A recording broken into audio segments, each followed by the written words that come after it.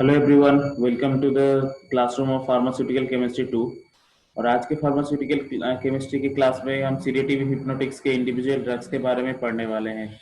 तो sedative hypnotic individual drugs पढ़ने से पहले हमें सीडेटिव और हिप्नोटिक्स क्या है वो समझ लेना जरूरी है। तो इसके लिए ऑलरेडी एक वीडियो बन चुका है, जो जिसकी डिस्क्रिप्शन ऑलरेडी डिस्क्रिप्शन बॉक्स में और इसके साथ साथ आपके ऊपर सजेशन में भी दिया गया है। ठीक है, तो प्लीज आप उस वीडियो को जरूर देखिए, तभी जाके आप इंडिविजुअल ड्रग्स समझ में आएगा। तभी जाके हम इंडिविजुअल ड्रग्स के मैकेनिज्म और यूज के बारे में अच्छी तरह से समझ पाएंगे। तो चलिए दोस्तों, आज के टॉपिक शुरू करते हैं, sedative hypnotics individual drugs. And under this individual drugs हमने जैसे क्लासिफिकेशन में कैटेगराइज किया था, तो क्लासिफिकेशन हमने किया था केमिकल स्ट्रक्चर बेस्ड। ठीक है, तो chemical structure based normally barbiturate, इसके साथ साथ बेंजोडाइजेपिन और नॉन बेंजोडाइजेपिन न्यूअर एनालॉग्स के हिसाब से कुछ ड्रग्स था। तो phenobarbitone comes under the barbiturate drugs. तो बार्बिचुरेट के अंदर भी लॉन्ग एक्टिंग, शॉर्ट एक्टिंग और अल्ट्रा शॉर्ट एक्टिंग तीन कैटेगरी में डिवाइड किया गया था। तो phenobarbitone comes under the long acting barbiturate. ठीक, तो this is the basic structure of phenobarbitone.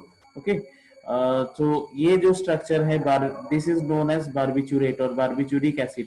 Barbiturate में सिंपल 5 पोजीशन पे, दिस इज द 5 पोजीशन, जहां पे क्या है कि एक नॉर्मल इथाइल ग्रुप है और इसके साथ साथ वन फिनाइल ग्रुप है। तो इथाइल ग्रुप जनरली रहता है, इसके साथ साथ जो फिनाइल ग्रुप है, इसीलिए इसका नाम है फेनोबार्बिटोन। वैसे आइसोब्यूटाइल ग्रुप है जिस कंपाउंड में, उसका नाम है ब्यूटोबार्बिटोन। ठीक है, तो ये फिनाइल ग्रुप यहाँ पे फेनोबार्बिटोन के स्ट्रक्चर को रिप्रेजेंट करता है। हम अगर नंबरिंग किया जाए तो जनरली किसी भी नाइट्रोजन से स्टार्ट होता है वन, सो 1 2 3 4 5। तो that's why that is 5 ethyl 5 phenyl, दो सब्स्टिट्यूशन है 5 पे, 5 ethyl 5 phenyl, 1 3, that is 1 and 3, okay, 1 3 diagenane, 2 4 6 trione, 2 4 6 तीनों कीटोन ग्रुप है, दैट इज 2 4 6 ट्राइओन। अगर मैकेनिज्म के बात किया जाए तो जनरली ये फेनोबार्बिटोन गाबा रिसेप्टर में ब्लॉक होता है, और पर्टिकुलरली गाबा ए सेक्शन में, और जहां पे वो क्या करता है, क्लोराइड आयन चैनल के ओपनिंग को प्रोलोंग करता है। ठीक है, मतलब बहुत देर तक वो क्लोराइड आयन चैनल को ओपनिंग रखता है, ताकि क्लोराइड आयन किसी भी तरह से सेल के अंदर इन्फ्लक्स हो। अगर सेल के अंदर इन्फ्लक्स होता है तो उस कंडीशन में क्या होगा कि हाइपरपोलराइजेशन स्टेट, और वहां पे एक्शन पोटेंशियल रुक जाता है, तो एज ए रिजल्ट हमें सिडेटिव इफेक्ट मिलता है। ठीक है, इसके नॉर्मल जो भी ब्रांड नेम है, दैट इज गार्डेनल, एपिलिक, डुपिनल, एपिनल, ऐसे कुछ नॉर्मल डोसेज फॉर्म के हिसाब से tablet, injectables and syrup. Generally जो भी सीडेटिव हिप्नोटिक्स या central nervous system related drug है, उसके टैबलेट और इंजेक्टेबल्स आपको कॉमन डोसेज फॉर्म में देखने के लिए मिलेगा। ठीक है, तो इसके यूज के बात कर ले तो it is a prescription drugs use for seizure and insomnia. तो जनरली जो सीजर कंडीशन या पार्किंसन कंडीशन होता है, इसके साथ साथ इंसोम्निया जिसके बारे में हमने कल ने बताया था, प्राइमरी और सेकेंडरी, तो जनरली दोनों टाइप के इंसोम्निया में ये यूज हो सकता है। इंसोम्निया मतलब नींद ना आना। Okay, next use, it is prescribe for the two relieve anxiety and depression.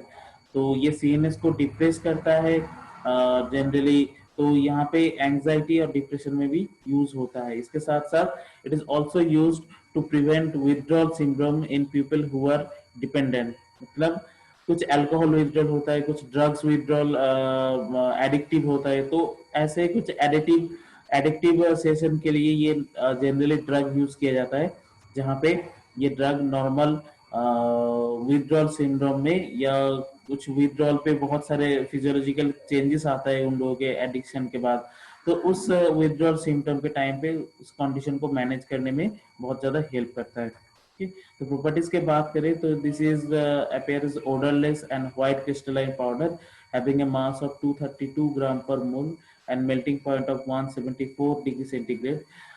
In terms of solubility, it is soluble in alcohol, ether, and chloroform due to presence of the aromatic ring. It represents as a non-polar compound, so this is soluble in non-polar solvents.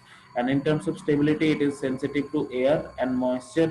So generally, इसे tightly closed container में रखना चाहिए, और जो जहाँ पे light penetration कम हो, generally इसे एम्बर्ड कलर बोतल भी कहा जाता है, तो एम्बर्ड कलर बोतल में नॉर्मल टेम्परेचर में इसे स्टोर करके रखना चाहिए। Next drugs comes under butobarbital, that is also categorized drug under barbiturate। तो ये बारबिचुरेट के हिसाब से ये नॉर्मल शॉर्ट एक्टिंग बारबिचुरेट है, जहाँ पे इसका ब्रांड नेम है बुटीसॉल, फ्लोरिसेट, नियोनेल। तो अगर स्ट्रक्चर की बात की जाए तो मैंने बताया था जो फेनोबार्बिटॉल का स्ट्रक्चर है उससे बहुत ज्यादा डिफरेंस नहीं है, सिर्फ जहाँ पे फिनाइल रिंग है उस फिनाइल के जगह पे यहाँ पे आइसोब्यूटाइल ग्रुप अगर आप जोड़ देंगे तो ब्यूटाबार्बिटॉल का स्ट्रक्चर आपको मिल जाएगा। ओके, तो general dosage form tablet, injectables और elixir. Elixir generally hydro alcoholic solution होता है, आपने फार्मास्यूटिक्स में पढ़ाई है। ओके, तो सिंपल ये डोसेज फॉर्म के हिसाब से मिलता है। Uses in terms of used, it is a mildly sedative and hypnotic to relieve anxiety, insomnia and tension. It is also used for convulsion as an anticonvulsant drug भी हम इसे use कर सकते हैं। जनरली कन्वर्सन क्या है कि brain में बहुत ज्यादा एक्स्ट्रा फायरिंग होता है ऑफ न्यूरोनल सिग्नल, जहाँ जिसके हिसाब से एक झटका सा महसूस होता है, दैट इज कन्वर्सन। और उस कन्वर्सन के बेस पे जनरली ब्रेन में बहुत चेंजेस आता है, उसको कंट्रोल करने के लिए भी हम इस ब्यूटोबार्बिटोल को यूज कर सकते हैं। It can decrease the anxiety due to hallucination. मतलब क्या है कि ऐसे कुछ एंग्जाइटी होता है कि जो चीजें है नहीं फिर भी आप उसे देखते हो, तो उस कंडीशन को हेलोसिनेशन कंडीशन बोलते हैं।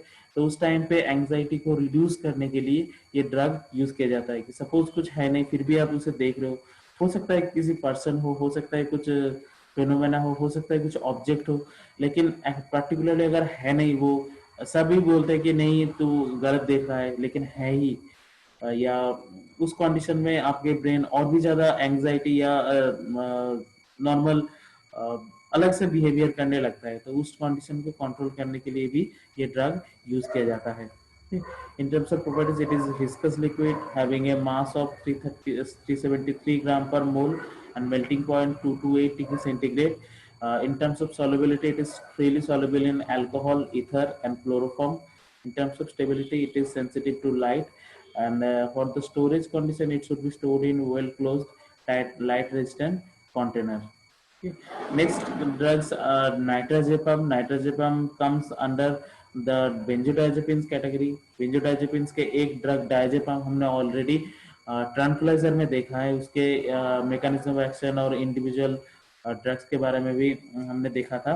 तो नाइट्राजेपम बेंजोडाइजेपिन है, मतलब ये बेंजोडाइजेपिन रिसेप्टर पे बाइंड होता है, और बेंजोडाइजेपिन रिसेप्टर ऑल्सो गाबा रिसेप्टर के विसिनिटी में रहता है, और इसके साथ साथ वह गाबा रिसेप्टर के साथ साथ रहते हुए क्या करते हैं नाइट्राजेपम, नॉर्मल क्लोराइड चैनल के ओपनिंग की फ्रीक्वेंसी को बढ़ाता है। As a result chloride channel ion का इन्फ्लक्स होता है, और इससे क्या होता है कि हाइपरपोलराइज स्टेट हमें मिलता है, और हमें जनरली सिडेटिव और एक डिप्रेसिव स्टेट ऑफ सीएनएस हमें देखने के लिए मिलता है।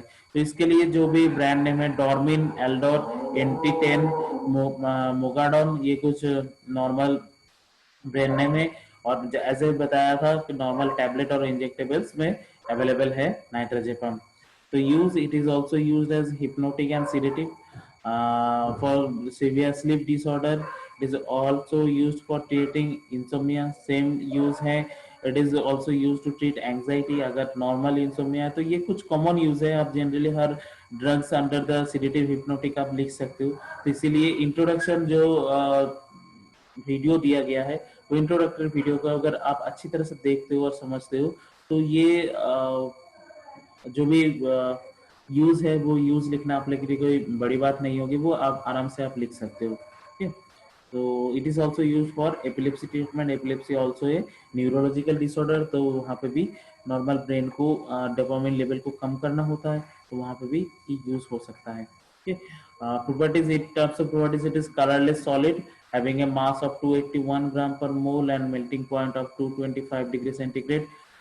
Solubility induced to non-polar compound, it is soluble in DMF, benzene and acetone. These are all non-polar organic solvents. And in terms of stability, it is due to presence of nitrogen and chloride, it can emit the toxic fumes of hydrogen chloride and nitrogen oxide.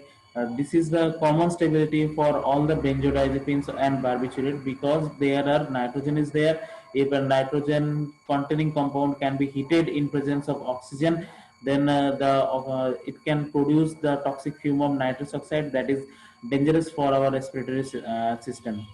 So it could be stored in well closed tight resistant container. So these are all properties about the nitrogen, that is category drug of benzodiazepine. So thank you friends. Till now we have studied the three individual drugs under sedative and hypnotic, and on the next class we will see some more drugs used for this treating the sedative and hypnotic condition that may be not from the barbiturate and benzodiazepine category. So thank you friends, thank you for your time, and I hope you enjoyed the lecture. And if has something comes to your mind related to this topic, please don't forget to pin your comment.